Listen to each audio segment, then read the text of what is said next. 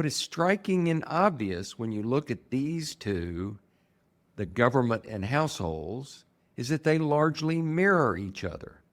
The greater the deficit or net expense of the government, the greater the net income of households.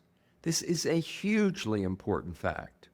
When the government spends money, it does not disappear. It largely goes straight into the checking accounts of households. Now that you see that, I want to point out a few interesting tidbits here. Remember when President Clinton balanced the budget in the year 2000?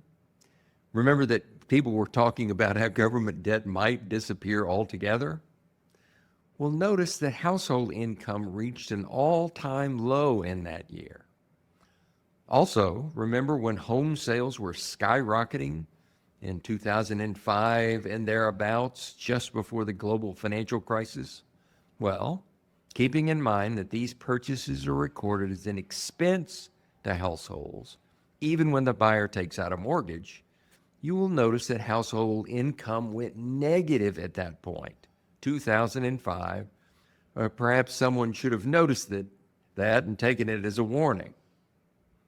And finally, look at both 2009 and 2020, when the government enacted massive stimulus programs to bail out the economy from the global financial crisis and the global pandemic, respectively.